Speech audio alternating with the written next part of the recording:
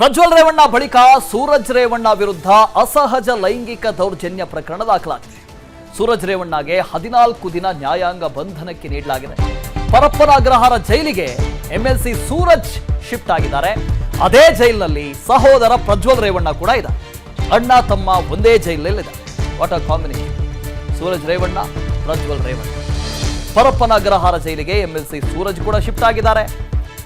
Suraj case ಸಿಐಡಿಗೆ ವರ್ಗಾವಣೆಗೊಂಡ ಹಿನ್ನೆಲೆಯಲ್ಲಿ ಇವತ್ತು body warrant ಮೇಲೆ ಸೂರಜ್ ಅನ್ನ ಸಿಐಡಿ ಕಸ್ಟಡಿಗೆ ತೆಗೆದುಕೊಳ್ಳುವಂತ ಸಾಧ್ಯತೆ ಇದೆ.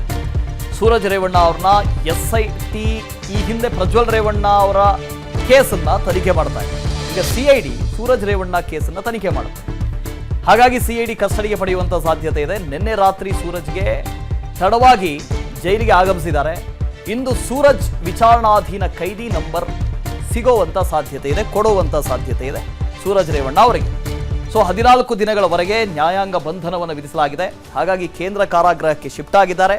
ಇಡೀ ಕೇಸನ್ನ ಸಿಐಡಿಗೆ ವಹಿಸಲಾಗಿದೆ. ಹಾಗಾಗಿ ಇವತ್ತು ಬಾಡಿ ವಾರೆಂಟ್ನ ಮೂಲಕ ಸೂರಜ್ ರೇವಣ್ಣ ಅವ್ರನ್ನ ಸಿಐಡಿ ಕಸ್ಟಡಿಗೆ ಪಡೆಯುವಂತ ಸಾಧ್ಯತೆ ಇದೆ. ಪ್ರಜ್ವಲ್ ರೇವಣ್ಣ ಅವರ ಕೇಸನ್ನ ಎಸ್ಐಟಿ ತನಿಖೆ ಮಾಡ್ತಾ ಇದೆ. ಇನ್ನೊಂದು ಕಡೆ ಸಹೋದರ ಸೂರಜ್ ರೇವಣ್ಣ ಅಸಹಜ ಲೈಂಗಿಕ ದೌರ್ಜನ್ಯದ ಪ್ರಕರಣ, ಅನೈಸರ್ಗಿಕ ಲೈಂಗಿಕ ದೌರ್ಜನ್ಯದ ಪ್ರಕರಣ, ಸಲಿಂಗ ಕಾಮದ ಪ್ರಕರಣ. ಈ ಹಿನ್ನೆಲೆಯಲ್ಲಿ ಸಿಐಡಿ ತನಿಖೆ ಮಾಡುವಂತಹ ಸಾಧ್ಯತೆ ಇದೆ. ಇನ್ನು ಸೂರಜ್ ವಿರುದ್ಧ ಅಸಹಜ ಲೈಂಗಿಕ ದೌರ್ಜನ್ಯ ಪ್ರಕರಣಕ್ಕೆ ಸಂಬಂಧಪಟ್ಟ ಹಾಗೆ ಎಂಎಲ್ಸಿ ಸೂರಜ್ ರೇವಣ್ಣಗೆ ಮತ್ತೊಂದು ಸಂಕಷ್ಟ ಎದುರಾಗಿದೆ. ಇವತ್ತು ಸೂರಜ್ ವಿರುದ್ಧ ಮತ್ತೊಂದು ಕೇಸ್ ದಾಖಲಾಗುವಂತ ಸಾಧ್ಯತೆ ಇದೆ. ಮತ್ತೊಬ್ಬ ಸಂತ್ರಸ್ತ ಅಂತೆ ಇವತ್ತು ಕೇಸ್ ದಾಖಲಿಸುವಂತ ಸಾಧ್ಯತೆ ಇದೆ. ಮತ್ತೊಬ್ಬ ಸಂತ್ರಸ್ತನಿಂದಲೂ ಕೂಡ ಕೇಸ್ ದಾಖಲಾಗಬಹುದು. ಇವತ್ತು ಒಂದೇ ಒಂದು ಕೇಸ್ ಮಾತ್ರ ದಾಖಲಾಗಿತ್ತು. ಈಗ ಎರಡನೇ ಸಂಕಷ್ಟ, ಅಸಹಜ ಲೈಂಗಿಕ ದೌರ್ಜನ್ಯದ ಆರೋಪದ ಅಡಿ ಕೇಸ್ ಆಗುವಂತ ಸಾಧ್ಯತೆ ಇದೆ. ಪ್ರಜ್ವಲ್ ರೇವಣ್ಣ ಪ್ರಕರಣದಲ್ಲೂ ಕೂಡ ಮೊದಲು ಒಂದೇ ಒಂದು ಕೇಸ್ ಆಯಿತು, ಕೆಲಸದಾಕೆಯ ಕೇಸು. ಅದಾದ ನಂತರ ಮತ್ತೊಂದು ಅತ್ಯಾಚಾರ ಕೇಸ್ ಆಯಿತು.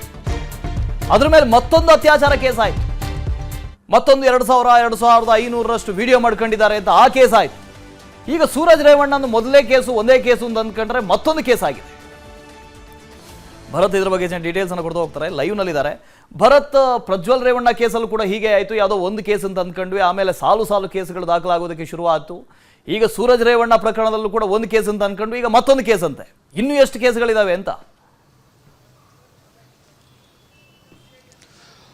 ವಸುದೇವ್, ಏನು ಈ ರೇವಣ್ಣ ಕುಟುಂಬಕ್ಕೆ ಒಂದು ರೀತಿ ಸಂಕಷ್ಟನೇ ಅಂತಾನೆ ಹೇಳ್ಬೋದು. ಅದರಲ್ಲಿ ಪ್ರಮುಖವಾಗಿ ಎರಡನೇ ಪುತ್ರ ಏನು ಪ್ರಜ್ವಲ್ ರೇವಣ್ಣ ಅವರ ಮೇಲೆ ದಾಖಲಾಗಿದ್ದಂತಹ ಪ್ರಕರಣದಲ್ಲಿ ಸಾಲು ಪ್ರಕರಣ ದಾಖಲಾಗಿ ಒಂದು ಎಸ್ಐಟಿ ಅಧಿಕಾರಿಗಳ ಕಸ್ಟಡಿಯಲ್ಲಿ ಕಾಲ ಕಳೆಯುವಂತಾಗಿದೆ. ಅದರ ಜೊತೆಯಾಗಿ ಇದೀಗ ಮನೆಯ ದೊಡ್ಡ ಮಗ ಅಂದ್ರೆ ಏನು ಸೂರಜ್ ರೇವಣ್ಣ ಅವರ ವಿರುದ್ಧ ಏನು ಹಾಸನದ ಒಳನರಸೀಪುರ ಗ್ರಾಮಾಂತರ ಠಾಣೆಯಲ್ಲಿ ದಾಖಲಾದಂತಹ ಏನು ಅಸಹಜ ಲೈಂಗಿಕ ದೌರ್ಜನ್ಯ ಆರೋಪ ಪ್ರಕರಣಕ್ಕೆ ಸಂಬಂಧಪಟ್ಟಂತೆ ನಿನ್ನೆ ದಿನ ಹಾಸನ ಪೊಲೀಸರು ಸೂರಜ್ ರೇವಣ್ಣನ ಬಂಧನ ಮಾಡುವಂತಹ ಒಂದು ಕೆಲಸವನ್ನ ಮಾಡಿದ್ರು. ಜೊತೆಗೆ ಕೋರಮಂಗಲದಲ್ಲಿ ಇರತಕ್ಕಂತಹ ಎನ್ಜಿವಿಯಲ್ಲಿ ನ್ಯಾಯಾಧೀಶರ ಮುಂದೆ ಹಾಜರುಪಡಿಸಿ ಒಂದು ಪರಪ್ಪನ ಅಗ್ರಹಾರಕ್ಕೆ ಬಿಟ್ಟು ಬಂದಿದ್ರು. ಅದಾದ ನಂತರದಲ್ಲಿ ಏನು ಇದೆಲ್ಲ ಬೆಳವಣಿಗೆ ನಂತರ ಸರ್ಕಾರ ಕೂಡ ಈ ಒಂದು ಪ್ರಕರಣ ಅಂದ್ರೆ ಏನು ಸೂರಜ್ ರೇವಣ್ಣ ಪ್ರಕರಣಕ್ಕೆ ಸಂಬಂಧಪಟ್ಟಂತೆ ಸಿಐಡಿ ಅಧಿಕಾರಿಗಳ ಮಟ್ಟದ ಅಧಿಕಾರಿಗಳಿಂದ ತನಿಖೆ ನಡೆಸುವಂತೆ ಸಿಐಡಿಗೆ ಈ ಒಂದು ತನಿಖೆಯನ್ನು ನೀಡಿತ್ತು. ಅದಾದ ನಂತರ ಈ ಒಂದು ಪ್ರಕರಣದಲ್ಲಿ ಇದೀಗ ಏನು ಅಧಿಕೃತವಾಗಿ ಏನು ಸ್ಥಳೀಯ ಠಾಣೆಯ ಠಾಣಾಧಿಕಾರಿಗಳು ಒಂದು ದಾಖಲೆಗಳನ್ನ ರೆಡಿ ಮಾಡಿರ್ತಾರೆ. ಸೊ ಈ ಅಧಿಕೃತವಾದಂತಹ ದಾಖಲೆ ಒಂದು ಸಿಐಡಿ ಅಧಿಕಾರಿಗಳ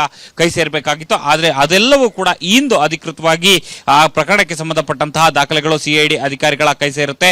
ಅದಾದ ನಂತರದಲ್ಲಿ ಪ್ರಕರಣವನ್ನ ಕೈಗೆತ್ತಿಕೊಳ್ಳುವಂತಹ ಸಿಐಡಿ ಅಧಿಕಾರಿಗಳು ಹಂತವಾಗಿ ಈ ಒಂದು ಪ್ರಕರಣದಲ್ಲಿ ತನಿಖೆಯನ್ನು ಆರಂಭಿಸ್ತಾರೆ. ಮೊದಲಿಗೆ ಸಂತ್ರಸ್ತ ಸ್ಥಾನದಲ್ಲಿರತಕ್ಕಂತಹ ಯುವಕನ ಒಂದು ಹೇಳಿಕೆಯನ್ನು ದಾಖಲು ಮಾಡಿಕೊಳ್ತಾರೆ. ಅದಾದ ನಂತರದಲ್ಲಿ ವಿಕ್ಟಿಮ್ ಮತ್ತು ಅಕ್ಯೂಸ್ಡ್ ಏನಿದ್ದಾರೆ ಸೊ ಇಬ್ಬರ ಮೊಬೈಲ್ ಅನ್ನು ಕೂಡ ತಮ್ಮ ವಶಕ್ಕೆ ಪಡೆದುಕೊಳ್ತಾರೆ. ಹಾಗಾಗಿ ಏನು ಪರಪ್ಪನ ಅಗ್ರಹಾರದಲ್ಲಿ 14 ದಿನಗಳ ಕಾಲ ಒಂದು ನ್ಯಾಯಾಂಗ ಬಂಧನಕ್ಕೆ ನೀಡಿ ನಿನ್ನೆ ದಿನ ನ್ಯಾಯಾಧೀಶರು ಆದೇಶವನ್ನು ಮಾಡಿದ್ರು.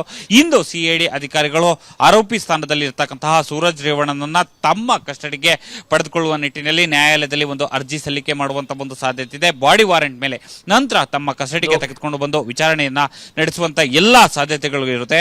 ಇದರ ಜೊತೆಯಾಗಿ ಈಗಾಗಲೇ ಏನು ಒಳನರಸೀಪುರದಲ್ಲಿ ಏನು ದೂರನ ದಾಖಲು ಮಾಡಿದ್ದಾರೆ. ಇದಾದ ನಂತರದಲ್ಲಿ ಇದೀಗ ಪ್ರಕರಣದ ತನಿಖೆ ಸಾಗ್ತಿದ್ದಂತೆ ಇನ್ನೊಂದು ಪ್ರಕರಣ ದಾಖಲಾಗುವಂತ ಎಲ್ಲಾ ಸಾಧ್ಯತೆಗಳು ಕೂಡ ಕಂಡು ಬರ್ತಾ ಇದೆ. Vasudev, okay, thank you Bharat. ಅನುಕ್ಷಣದ ಸುದ್ದಿಗಳಿಗಾಗಿ Vistara news YouTube channel subscribe ಮಾಡಿ. ಹೊಸ ಸುದ್ದಿಗಳ ನೋಟಿಫಿಕೇಶನ್ಗಾಗಿ ಬೆಲ್ ಐಕಾನ್ ಕ್ಲಿಕ್ ಮಾಡಿ. ಲೇಟೆಸ್ಟ್ ಅಪ್ಡೇಟ್ಸ್ಗಾಗಿ www.vistaranews.com ವೆಬ್ಸೈಟ್ಗೆ ವಿಸಿಟ್ ಮಾಡಿ. ಅಂಗೈಯಲ್ಲೇ ಜಗತ್ತಿನ ಸುದ್ದಿ ತಿಳಿಯಲು Vistara news Kannada app download ಮಾಡಿ.